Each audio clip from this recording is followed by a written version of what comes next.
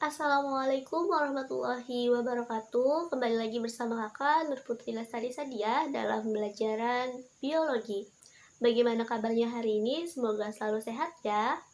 Sebelum mulai pelajaran, alangkah baiknya kalau kita berdoa terlebih dahulu. Berdoa dimulai.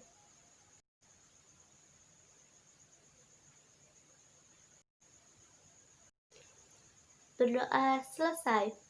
Selanjutnya silakan kalian mengisi absen terlebih dahulu di forum e-learning madrasah ya. Di akhir pembelajaran akan kakak lihat siapa saja yang sudah absen dan siapa saja yang belum. Materi yang akan kita bahas pada hari ini yaitu sistem gerak. Adapun tujuan-tujuan yang akan kita capai pada materi pembelajaran hari ini yaitu apakah kamu menyukai olahraga? Nah, biasanya orang melakukan olahraga untuk membentuk otot seperti otot lengan, otot perut, otot paha, maupun otot-otot yang lainnya. Lalu, bagaimana cara otot agar dapat menggerakkan tulang-tulang saat kita melakukan olahraga? Jawabannya akan kita temukan pada materi pembahasan hari ini. Otot dapat menggerakkan rangka karena otot dapat melakukan kontraksi dan relaksasi. Nah, otot yang dapat menggerakkan rangka ini disebut juga dengan otot lurik atau otot rangka. Saat berkontraksi, otot kita akan menegang dan memendek sehingga kita dapat melakukan suatu gerakan. Sedangkan relaksasi saat kondisi otot kita memanjang kembali. Otot yang dapat menggerakkan rangka tadi disebut dengan otot apa? Iya, benar, otot rangka atau otot lurik. Nah, jadi di dalam otot rangka ini memiliki unit fungsional yang bisa kita sebut dengan sarkomer, di mana di dalam sarkomer ini tersusun lagi atas protein otot, aktin, dan miosin. Lalu, apalagi itu aktin dan miosin? Aktin merupakan protein pembentuk filamen halus, di mana di dalam aktin ini terdapat protein troponin dan tropomiosin. Sedangkan miosin merupakan protein pembentuk filamen tebal. Miosin ini berfungsi untuk menarik aktin ketika kontraksi otot terjadi. Nah, jadi aktin dan miosin ini saling bekerja sama agar kita dapat melakukan suatu gerakan. Selain memiliki aktin dan miosin, ternyata sarkomer ini masih memiliki 4 daerah lain, seperti gambar yang di samping ini. Nah, jadi selain aktin dan miosin, sarkomer ini memiliki pita I, pita A, zona H, dan garis Z. Pita I hanya memiliki aktin di dalamnya, sedangkan pita A memiliki aktin dan miosin. Lalu pada zona H hanya memiliki miosin saja. Lalu apa fungsi garis Z? Garis Z berfungsi menghubungkan sarkomer yang satu dengan sarkomer yang lainnya. Mekanisme kontraksi otot sebenarnya merupakan bagian dari mekanisme kerja otot, di mana otot-otot berkontraksi dan berelaksasi untuk dapat melakukan suatu gerakan. Kerja otot ini berhubungan dengan sistem saraf. Hal ini dikarenakan setiap kontraksi dan relaksasi yang ditimbulkan merupakan respon dari sistem saraf. Jadi, kunci dari mekanisme kerja otot ini adalah adanya pesan dari otak dan energi dari makanan yang kita konsumsi. Mekanisme kontraksi otot dijabarkan menjadi beberapa tahap, yaitu mekanisme kontraksi otot ini berawal dari saat sistem saraf memberikan sinyal kepada sel-sel otot. Sinyal dari sistem saraf ini melalui saraf motorik baru diterima oleh sel-sel otot. Sinyal dari sistem saraf diterima oleh zat kimia bernama asetilkolin, di mana zat ini akan memicu beberapa reaksi kimia. Salah satu reaksinya yaitu memicu keluarnya kalsium dalam otot dan merangsang kinerja senyawa aktin dan miosin, sehingga otot dapat memendek dan terjadilah kontraksi. Dan apabila sinyal dari sistem saraf tidak diberikan lagi, maka reaksi kimia dalam otot akan kembali seperti semula dan otot akan memanjang dan melemas sehingga terjadilah relaksasi. Untuk lebih jelasnya, silakan perhatikan video berikut ini. Otot rangka tersusun dari kumpulan serabut otot. Serabut otot terdiri dari sel-sel berbentuk silindris yang mempunyai banyak inti. Otot akan berkontraksi dan berelaksasi jika mendapatkan signal dari sistem saraf. Neuromuscular junction merupakan tempat pertukaran signal. Pertukaran signal terjadi ketika sinaptik bulb dari sebuah akson terminal terhubung dengan serabut otot. Serabut otot tersusun dari banyak miofibril. Miofibril terdiri dari unit kontraktil yang disebut dengan sarkomer. Sarkomer terletak berdekatan satu sama lain sepanjang miofibril. Setiap sarkomer terdiri dari filamen tipis dan tebal yang berselang-seling sehingga tampak seperti lurik. Otot berkontraksi ketika filamen tersebut berhimpitan satu sama lain. Filamen tebal disebut dengan miosin, berada di tengah sarkomer dan dibatasi oleh garis M. Sedangkan filamen tipis terdiri dari protein aktin yang dibatasi oleh garis Z di sisi luar sarkomer. Karena itulah sarkomer dapat memanjang dan memendek. Meskipun antar filamen digambarkan dengan bergeseran, namun sebenarnya filamen miosin benar-benar menarik aktin sepanjang-panjangnya.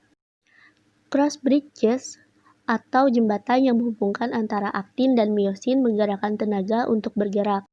Inilah yang disebut dengan kontraksi otot. Mekanisme kontraksi otot dimulai dengan ATP yang datang menuju miosin, lalu dihidrolisis menjadi ADP dan fosfat.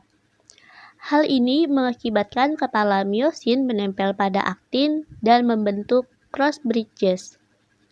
Selanjutnya, ADP dan fosfat akan dilepas, namun miosin akan tetap menempel sampai datang ATP baru menuju miosin. Dalam hal ini, otot melakukan relaksasi dan prosesnya akan terus berulang-ulang. Kontraksi otot dikontrol oleh ion kalsium. Filamen tipis aktin akan berasosiasi dengan protein regulatornya yaitu troponin dan tropomyosin.